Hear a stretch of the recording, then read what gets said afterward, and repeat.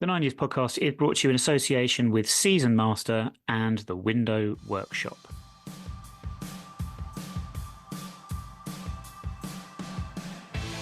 Hello, everybody, and welcome to episode 334 of the 9 Years podcast, the first edition of 2024.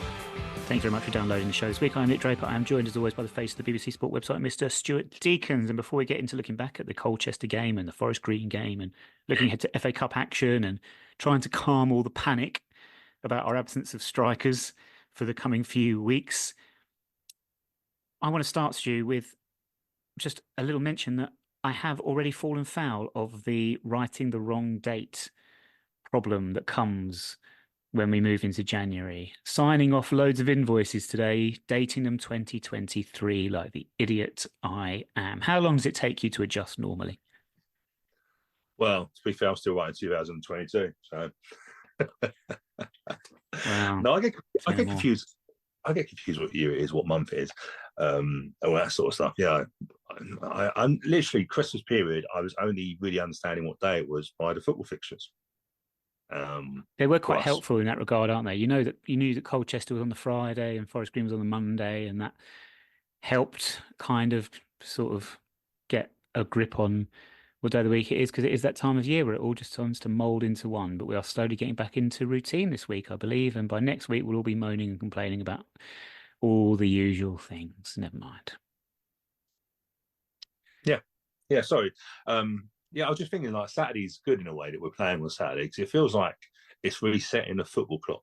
We are now playing, well, I was going to say 3 p.m. on a Saturday. We're not going to be doing that, are we? But we'll be soon when we go back to our normal, what football should be, a football Saturday, 3 p.m. kickoff. Absolutely. Should always be Saturday, 3 o'clock kickoff. But we're not on Saturday, are we? We're 12:30 because of international TV reasons, or as I like to call them, nonsense. But anyway, these are the things we have to put up with. I mean, I think we are recording this. It's Thursday today. We are recording this on Thursday. I believe the FA Cup third round actually starts tonight for reasons. Palace versus Everton is on TV. Who on earth wants to watch Palace versus Everton in the FA Cup third round? Why on earth is that on TV? Who makes these decisions, and why are they idiots? Why is everyone in charge of football these days absolute idiots? Do you know what? I've been listening to some podcasts and doing a bit of reading, actually. I do tend to read sometimes, but I'm trying to get my football.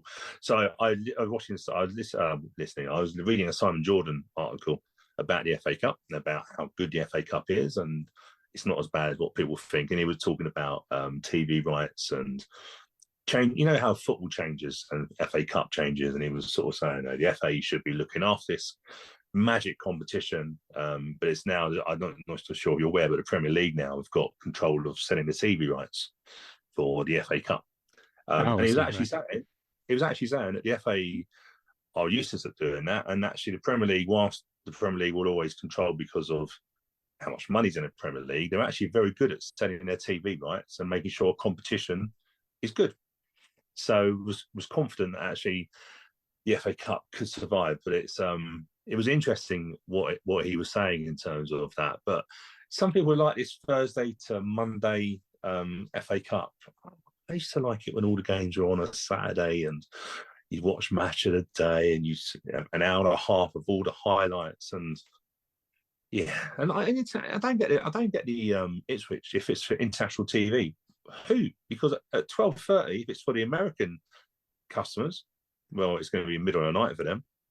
If it's for the Australians, it's going to be midnight, or they ahead of us. Yeah, if it's for the Australians, it's going to be. Yeah, no, you're right. Who's it for? Yeah, I don't know. Probably, I don't know. Saudi Arabia, maybe. Well, there you go. It has everything now, doesn't it? It has the boxing, has the tennis, has the golf, and now has the football with the Asian Cup in Qatar. I prefer not to speak. If I speak, I get in trouble. Yes. Oh, well. Hey, look, this atomization of football is just in keeping with atomization of society. People put two and two together one day, but I'm not banking on it. Don't get me started, Stu. Should we touch on happier times? A couple of games to look back on. Yes. 4 points out of 6 after the Boxing Day reversed against Sutton. We came back as many expected us to. We beat Colchester, scored 5 goals. And then we got a point away at Forest Green, which I was actually a little bit surprised at the reaction to. I know they're bottom of the league. We've been bottom of the. The mind boggles about this. It's like how many years ago was our Great Escape? Coming up 5 years. It will be 5 years now in May since we were 10 points adrift at the bottom of the table. How do people think we Yes. managed to get out of that if not for beating and taking points off other teams? This is what happens in football. It's this entitlement that all of a sudden we're having one decent season in 10 and we don't beat the team bottom of the league away from home at the busiest time of year when teams drop points all over the shop. It's impossible to go on like, I think not impossible, but how many teams have won 4 out of 4? Very, very few. And it was a difficult place to go on, really difficult conditions. And we got a point having gone 1-0 down. So anyway, we'll come back to the Forest Green game shortly. Colchester game, I mean, I might as well have not said anything after the Sutton game. There was me saying, I think more teams are going to learn how to play direct and make life difficult for us and cause us problems. And Colchester went, no, fuck that. We're going to start playing out from the back. And the thing is, Colchester didn't realise is they are shit at it. They are absolutely fucking woeful at it. And the second half was just ridiculous. It was just like they passed it to their centre half. He sort of stood on it for ages, didn't know what to do, passed it sideways. They passed it sideways again. We intercepted it. We scored. It was just ridiculous. It was interesting. You say that Colchester didn't realise. Their fans did. Because I don't know if you heard the song that they were singing, Matthew Emerson, your football is shit. Yeah. Now, when fans are singing that, it wasn't a surprise that Matthew Emerson lost his job a few days ago. Because once the fans turned, and when I've never heard football fans sing that song. No. I thought it was amazing. Your football, like, actually, once you do a double take, like, did they say that? Your football is shit. Like, and of course it is, because it's attacking. It's a football. Hey, look, you're right. Sutton and Colchester, two different teams, both in that part of the league where they need to try and get out of trouble. But if you and I are watching both of them games, you would say Sutton every time we've got a chance of getting out, because they play low risk football. Where culture, it's the problem is like all these coaches, they seem to feel you must play the game in a certain way, and it's just crazy. You can't play that way. Again, I've listened to quite a few podcasts recently, and there was a podcast I was listening to. I think it was actually Harry Bassett. It was Harry Bassett, and I think there was a Sam Allardyce one that Aaron did, and talking about this philosophy that teams must all play the same way. Yeah. If they see Man City doing it, or Liverpool do it, or Pep doing a new formation, well, that must transcend through all the leagues. Now, I don't know about you. All the highlight packages I watch from Football League, National League, even Premier League, most goals now are scored by people fucking around. They're from mistakes. They are. They're all from mistakes. Not good enough to do that. Exactly. But it just makes you chuckle. So you're right. Colchester come to our place. I'll tell you what we do. We must have scouted Wimbledon and saw Sutton game a hard time. But no, we'll stick to our principles, whatever principles they are, and we'll play total football, as we call it. It's just, and as Addy said to us on Don's TV a little while ago, he said, all due respect to League Two defenders, they're not good enough to do that consistently over 90 minutes. Yeah. Yeah. And hey, look, do you know what? We have found I know Johnny Jackson gets some hard times sometimes about having no plan B and stuff like that. But his plan A is basically high press, let them make mistakes, and we'll punish them. That, to me, is a great tactic. Yeah. And similarly,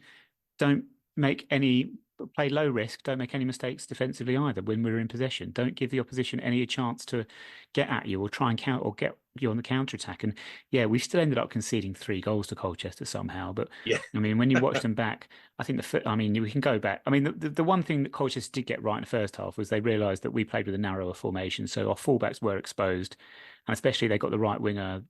Forget his name. Do apologise. Number 42, different level, taking on Jack Curry and getting a bit of joy out of that. But again, the first goal is just us switching off. Second goal, it's a great touch from Taylor. I mean, he's a champion. He's a Premier League, sorry. He's decent. Premier League registered player, so you come to expect that. And then he got the better of Joe Lewis on that one. And the third goal doesn't really matter, to be honest with you. The funniest goal of all of them, though, for me, was our equaliser. So Joe Lewis got the equaliser with a header from a corner. But if you watch the game back, how we won that corner was absolutely hilarious. Because again, they started playing, and we weren't even pressing them that high. They were just so bad at playing football that they've somehow got themselves into trouble. And then similarly, I've never watched a game of football where we've won a corner. In the second half, we won a corner. We won a corner before we'd even touched the ball. That's how bad they were. I know. I saw you post that, and I laughed my head off because I had to watch it back very quickly. I didn't notice it because I think you just get used to a lot of these teams. I think you just get used to a lot of the way they set up and play. And I didn't realise that, but it is hilarious.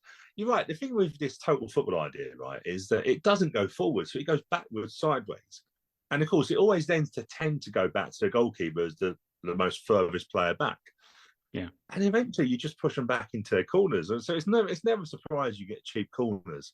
But yeah, that was a classic for the corner that we got in the second half. You know, I just don't get it sometimes. There was nothing wrong in putting your foot through it and clearing your lines. There was nothing wrong. Yeah. And I mean, look at our third goal. All it is Joe Lewis getting the ball and straight away looking to get it forward as quickly as possible.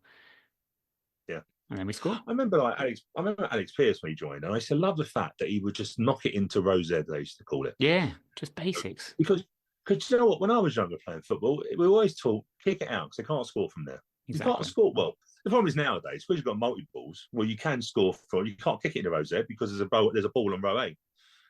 Yeah, true. Someone goes to get. Although, you know what, I saw the funniest thing ever. Right, I think it was the Arsenal game where they conceded a corner. The defender was out of position.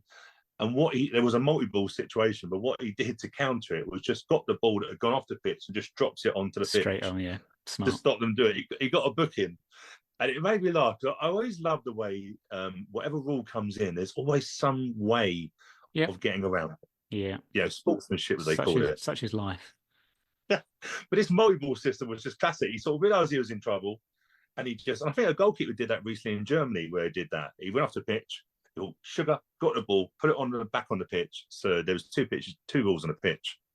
They couldn't play.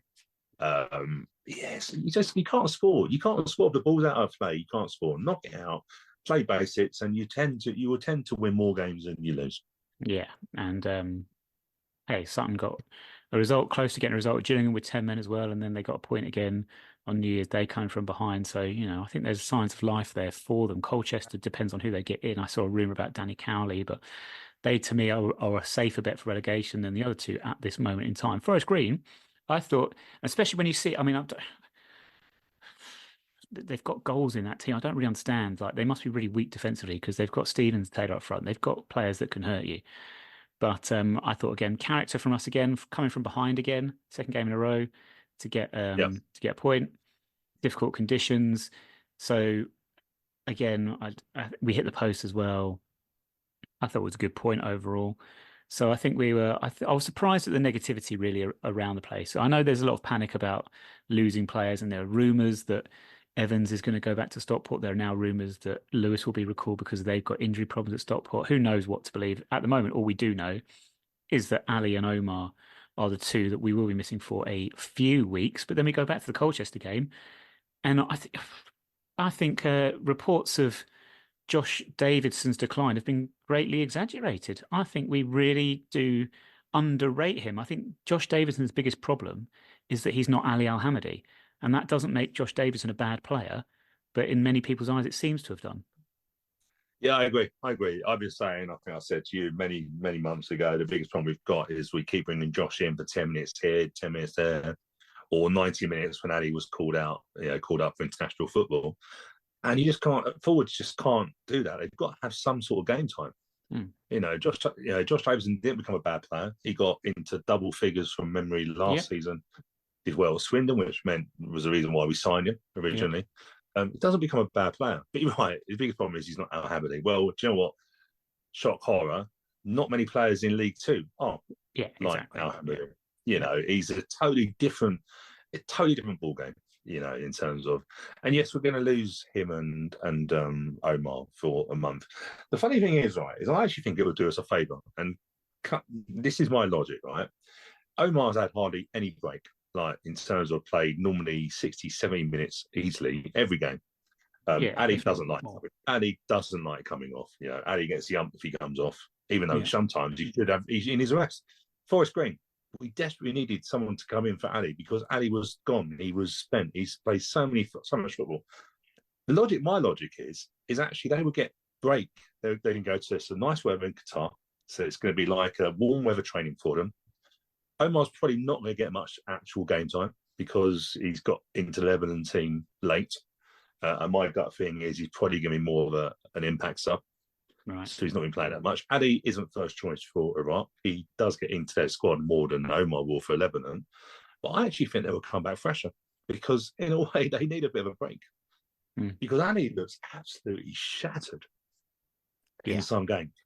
And he looked absolutely like he had a heavy pitch. Forest Green, heavy pitch. Like you could see it a mile off. And for the last 20 minutes, I don't think anyone really from our team. And basically, we are probably one of the fittest teams in the league. And we struggled on that pitch. One all you take all day long. But I think we're doing. I think you know what? I think you're right. Josh Davison isn't a bad forward. Isn't a bad forward by any stretch. We'll probably change a little bit of formation. I've just been listening to. It's interesting what you say about Danny Cowley. So our good friend Aaron Paul's 72 Plus podcast, really good one this week. Got Danny Cowley on there. There's no way in hell he's going anywhere near Colchester United. Trust me. Why he was discussing Birmingham. So they were discussing Birmingham about a business plan, and obviously I'm sacking a manager, just sacked Wayne Rooney. Yeah. And they were talking about, you know, these companies come in and they just want all these ideas, and then they just sack their manager as the windows open when he needed players to adopt his philosophy. And Danny Cowley was very much going, I don't understand how these people think that you just can bring a manager in and just give them 13 games. So there's no way near Colchester on their third manager this season. There was no way he's going anywhere near that. But what was interesting with Craig Cope was that he was talking about. So Craig Cope was on the end of the podcast and was saying that actually it's just reacting. This window is about reacting. Yeah. So he was sort of saying, you know, if Stockport do recall any players, wasn't saying they would, but we have to react to that. If we lose a forward, we have to react to that. The confidence I got from that was that he has people in mind. Yeah. So reacting doesn't mean he's going to go, shit, Connor Evans has gone back. Who can we get? He's obviously got a replacement in mind already. So, do you know what? I think we've got a ready-made replacement in Josh Davison for that Ali role. We'll be all right. But I think they come back. Like I say, I really think they come back fitter. Because I don't think they're going to be playing loads and loads of minutes in this Asian Cup. Yeah, I mean, the crazy thing is as well, we're talking about goals. Josh, for me, is an Omar replacement, and they've both scored 4 goals now in the league this season. So, I mean, if we were talking about goals per minute, I think Josh has probably got the best average of anyone in the squad at the moment. So, I think, as I say, I think we are over panicking about that one. But yeah, we are still going to be short. You said a potential formation change if we don't get anyone in. Yeah, what are we looking at? I mean, are you talking about Nerfel playing as Nerfel and Tilly playing wide as a wingers, as Josh as alone up front, and maybe like a James Ball coming in midfield? Yeah, you can play a 4-3-3. I think the way we play, we like to play with a high press. So we like to high press in numbers. So if you looked at formation-wise against Colchester, it was very much a narrow 3 in midfield with Little and Connor Evans narrow, a bit further forward, and then you had Davison, Omar, and Ali interchanging as such. So I think we will still play a 4-3-3, but you can play wide. You can play Tilly, you play Nervo out wide, Josh through the middle. You can still play the same formation with Josh playing the Ali role. I like the Omar role, and Harry Pell can play that. I think he can play that well enough. I think we have enough options. We just don't have what we call the out-and-out forwards. Yeah. So, you know, Ali's an out-and-out forward. Josh is an out-and-out forward. Omar is a little bit in between. Harry Pell is basically a person just playing a number 10 role because we can't put him in midfield. You know, Josh Nerville, that can play through the middle and want to. I think we don't have those out-and-out forwards. We have one on loan. Let's not forget Zach Robinson at Dundee, which I think we all forget is one of our players. Yeah, it's unlikely he's going to be back though, isn't it? Let's be honest. I like to come back. But I think we knew we were probably short in that out-and-out forward player. But I think if you look at the attacking options we have, Nerville, Tilly, Connor Evans, Josh Davison, Aaron Sassu, there's enough. There's enough there. But I think Johnny can just move around with different formations. But I think he'd always try and play a three in some sort of way, because the actual three going forward are just important defensively for us with the high press, as they are that side of it. How long do you think we're realistically going to be out? There's a chance that they both, Lebanon and Iraq, get out of their groups. There is a chance. So I'm not sure. I mean, at the moment, 22nd of January is Lebanon's last game. So we're not going to have Omar for the trip to Milton Keynes, which we'll talk about shortly. That'd be a big ask. I think we have, is it Mansfield on that? Mansfield or the FA Cup 4th round. So Mansfield. So unlikely to have him for that. I'm just looking for Iraq's last game in the group as well. That's on the 24th. So that's So I mean, Ali's not going to be back for that Saturday. I can't believe that would happen. But never say never. I think the way you look at the Asian Cup is, if you look at, a lot of these clubs, a lot of these countries have also been in World Cup qualification and stuff like that. Recently, Iraq beat both Indonesia and Vietnam in qualifiers. You say Japan and probably Iraq second, possibly. So if you look at any club to potentially, any country potentially get. Any country potentially to get through to the latter stages probably will be Iraq. Lebanon have a really tough group, so I think we will see Omar back before we see Ali back, if that. But I don't think it's going to, like I say, I don't think it's going to cost us major, because I think they will come back. Lebanon's group is Qatar, China, I think they're the top two, and then Tajikistan, which I never realised was a country. Tajikistan. I have no idea what that is. Well, obviously in Asia, because it's an Asian Cup. There's a clue. There's a clue. But yeah, so I think it's an interesting one. I must admit, it's actually quite nice in a way to have two players on international duty in a cup. I wish the cup wasn't right in between our season. But it will be interesting to look from afar of how they get on. Yeah, I mean, Stuart's in Qatar, so there's 0% chance of me watching or following any of it, to be honest with you. I don't think I'll be able to escape how Lebanon and Iraq are getting on, but otherwise, I'm paying no attention whatsoever for various reasons, as we all know. So, I mean, to put a line under it, we hope that both of them will be back for Bradford away on the 3rd of February, which would be handy because, tell you what, say we do get knocked out by Ipswich in the FA Cup, and we'll come on to that very shortly. That's a hell of a run, isn't it? Mansfield, Bradford, Barrow, Accrington. Oh, what a group of games that is in a row. So chuck Milton Keynes in just before that now, because that has been rearranged. That is a tough run with Crawley and Wrexham beforehand. Yes, frustrating that Milton Keynes has been moved to the 23rd, Tuesday night, 23rd of January. But, we're not going to have Ali for it. We're not going to have Omar for it. Again, similar to what you were saying, Stu, I don't believe either of them actually started against Chelsea at Stamford Bridge in the League Cup, and we seem to do all right in that one. So, who knows, basically. But a lot of complaints about the rescheduling of the Milton Keynes game, but we didn't have much choice in the matter, unfortunately.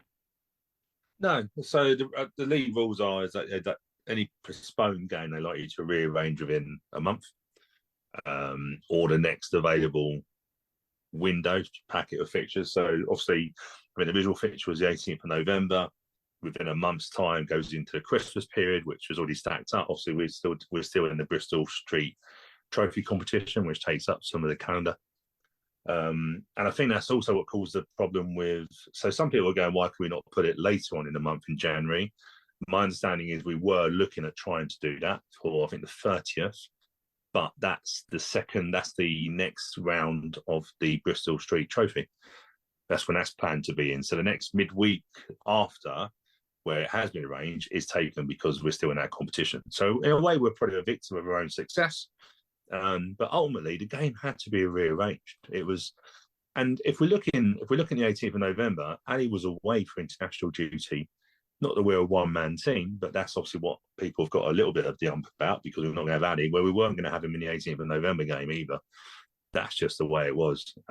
True. It's disappointing because, do you know what annoys me? The fact is that this could be any other fixture, and we'll be going, okay, that's the way it goes.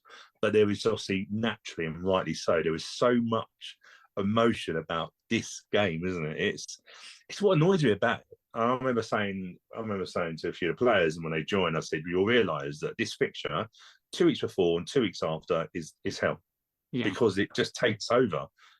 It just takes over.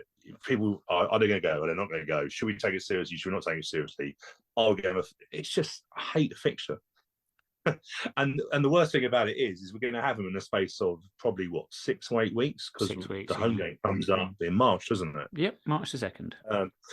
So whereas before we were going to have the 18th of November a gap, so we get away from this blimmin' Kamikaze idea of them being in the same league as us or even like that.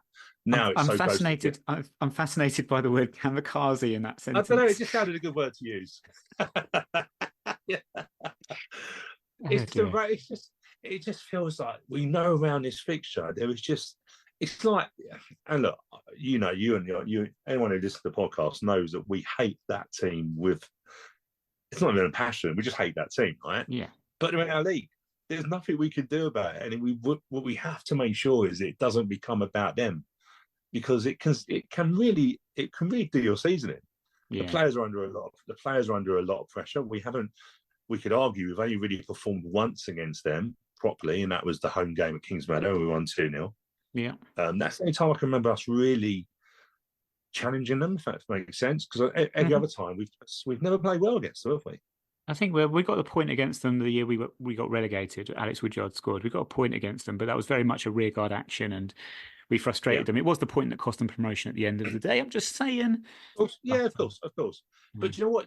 I suppose what we're thinking is we've got a team that this season is a really good team, right? High press, high tempo. It'd be lovely to go to their place and give it to them. Yeah. That'd be lovely. And I think that's your problem. I think people want us to do so well in that game. But you know what? As much as we hate that team, we ain't playing them twice. They're only 6 points.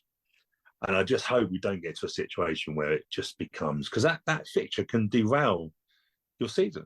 Hey, look, Glyn Hodges got sacked after that game. We lost at home to them. Yeah. I just hate it. I hate this game becoming the be all and end all. I don't think you can get away from it, but the emotion behind it is already started, isn't it? Yeah, and I mean, from my perspective, I would disagree slightly in the sense of this season, a lot of the angst we've had since the draw at Forest Green, people talked about the fact we played the bottom 3 teams over this sort of Christmas New Year period and got 4 points out of 9 and stuff like that. But I look at the league table, we're absolutely fine. Like I said last week, we're in no danger of relegation. So there's no expectation on us to actually finish in the top 7. I think we'd be doing fantastic well if we did. I think we're seeing improvements from clubs that you would expect to finish above us come the end of it, which I think will cost us eventually. So for me, with no pressure, there's no pressure on us now. I don't feel any pressure on us whatsoever. So if you're asking me what I would want from this season, I'm not going to lie to you. I'd love to beat them twice. I'd love 6 points against them. Agree. But I get what you're saying. If we are looking higher and we're looking at promotion, yes, it's not the be all and end all. Our season will not be defined by these 2 fixtures. It's just, I'm with you. You just hate the whole thing about it. What's interesting as well is we don't have a very good record, do we, of scoring penalties against them. And it just shows you what you're saying there about the whole thing, the whole circus, I think you're trying to say, or charade around the game. Kamikaze, you mean? Kamikaze. I've still got Japan on my screen looking at Asia Cup. I think sometimes the pressure can tell. But hey, funny enough, I was just looking up at the schedule for the Asia Cup just to see some dates and things like that. There's a photo of Qatar winning it at some point in the past, and it looks like is that the Qatar version of Andy Murray. He's got like a Qatari doppelganger, like How I Met Your Mother style. But anyway, right, that all said, Stu, I think looking at, as I say, we got the 4 points from 9. Someone's going to point out that across five games, if you go from Salford to Forest Green, in that 5 games we played all of the bottom 4. Salford, Colchester, Sutton, and Forest Green, and we only won one of them. Just stats can be dressed up in any way you like to sort of put them, don't you? But yeah, it's frustrating, but not the end of the world. I think what I'd say, right, is if you look at it, we've sorted our home form out. I've always said to you, if you're going to do well in a league, get a point, get something away from home, get a point or the occasional win your home games. Apart from Sutton, our home form's been blooming good. Like, I don't know if anyone's seen the goal of the month competition for December. 24 goals to pick from. Yeah, I know, it's mad. So I know. we're not doing that bad. We're not doing that bad. Do you know what I mean? But I think the problem is expectation level has gone high. Yeah. You know, we have this moan about we can't beat people. We have people moaning that we can't win against anyone above us in the league. Well, we've done that with Notts County at the time. Well, we drew at Barrow, we drew at Mansfield, and those points are very good points on the road. Massively. We look at the form, and we had late chances to win both of those games, if we remember correctly. Yeah. It's when you were saying about the next batch of games with Bradford and Accrington and Morecambe, it's obviously the league fixtures are technically reversed. They're in the same sort of necessary order. And actually, we did all right. We got a point at Barrow, a point at Mansfield. We got both of those at home to come to us. We go to Accrington, which we've done okay at, and Morecambe come to us, don't they? Is that right? Yes, Morecambe come to us. Yeah, and Morecambe are going to be probably going to be a bit weaker by then because of some of the stuff that's going on at Morecambe. But over a season, you can look at mini leagues and mini periods. But do you know what? Being seventh, and I think we're about 4 or 5 points ahead of where we were this time last season, in terms of point numbers, and we know what happened last season. We're doing all right. And do you know what? I'm getting to a stage now. I was saying this the other day to Chris Falk.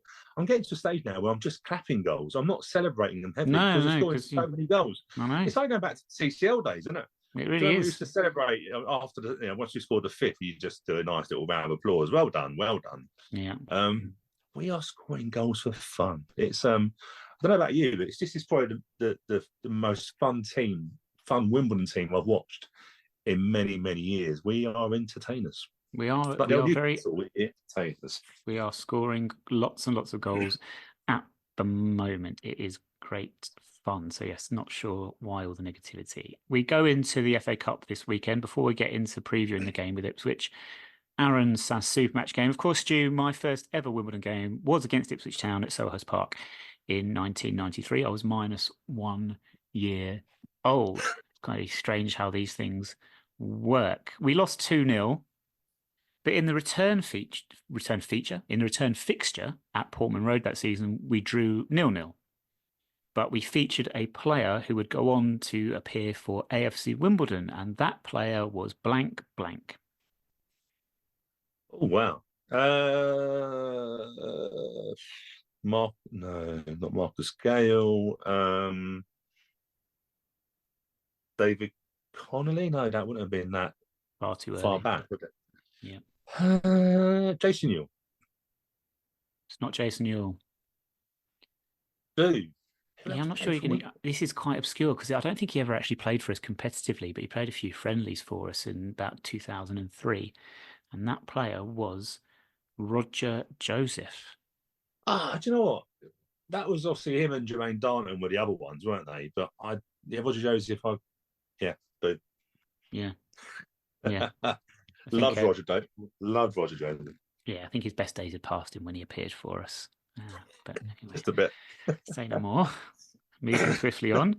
So we host Ipswich in the FA Cup third round this weekend. What happened in the FA Cup last season? We got knocked out by Chesterfield. The season before that, we lost in the third round to Boreham Wood, if I remember correctly, away from home. Yeah. So first FA Cup third round tie at Plough Lane, our new stadium, Plough Lane, against a team that are currently second in the Championship. But, Stu, I'm going to make a bold prediction here. Ipswich will not get promoted this season. I think they have massively overachieved to be where they are, having just got promoted out of League One, riding a major crest of a wave, but they are hitting a little bit of a more tricky time at the moment.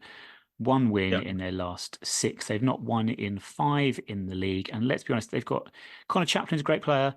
Freddie Ladapo is a great player. Are they top end of Championship players? I don't know. And people argue Kieran McKenna, obviously the man that got promoted, good young manager, got a way of playing with them.